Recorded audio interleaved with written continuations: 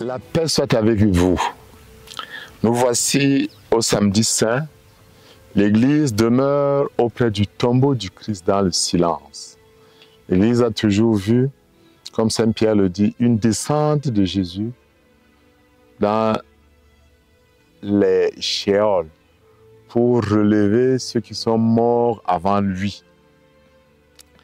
Mais nous avons, après tout le silence de la journée, où nous nous préparons à vivre la grande veillée de Pâques, nous avons la mère de toutes les veillées. La veillée pascale est la mère de toutes les veillées. Elle a plusieurs éléments symboliques. D'abord, le cierge pascal, le feu de Pâques. C'est le feu du Christ ressuscité, qui est lumière du monde. La lumière qui illumine toutes les nations.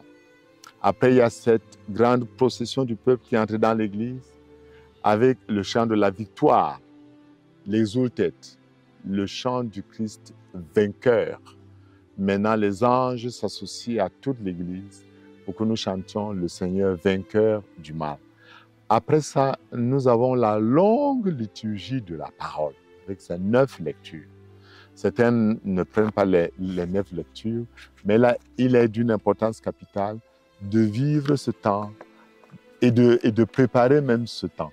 Ces lectures nous font parcourir le cheminement, n'est-ce pas, du peuple de Dieu, ce que nous appelons le mystère du salut. Le mystère du salut, de la création à la première création, à la nouvelle création, avec la résurrection du Christ. On y célèbre également, dans certaines paroisses, des baptêmes. Des baptêmes, normalement, des catéchumènes, c'est-à-dire des adultes qui ont commencé à se préparer pendant le temps de carême et qui sont baptisés et confirmés et reçoivent également même le corps du Christ. Mais c'est également tout le peuple qui renouvelle ses promesses de foi. Nos promesses baptismales sont renouvelées ce jour où nous disons de nouveau que nous renonçons au mal, que nous renonçons à Satan et que nous croyons à Dieu. C'est important de renouveler cette foi et de dire clairement que nous renonçons à tout ce qui conduit au péché et aux astuces du mal, avec une bonne prise de conscience de la nécessité pour nous aujourd'hui de lutter contre le mal. Et le prêtre qui bénit l'eau d'une manière solennelle nous en asperge pour nous renouveler dans notre baptême. Il y a bien évidemment la belle liturgie eucharistique de Pâques, avec tous les chants que nous retrouvons, notamment le grand Alléluia que nous chantons ce jour.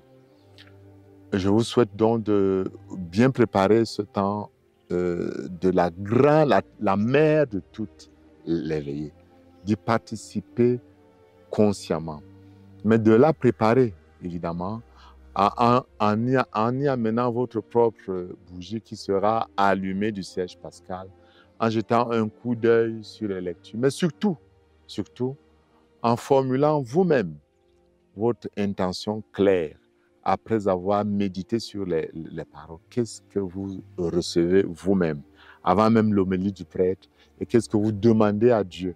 Chaque fête de Pâques doit être accompagnée par une demande claire. Quand nous entrons le jour-là dans l'église, le Christ va nous demander, comme à Bartimée, que veux-tu que je fasse pour toi? Que chacun de nous puisse dire, Seigneur, que Bartimée avait dit, que je vois. Portons au Seigneur ce jour nos intentions les plus profondes pour que le Seigneur ressuscité nous donne aussi son Esprit Saint qui nous ressuscite avec lui.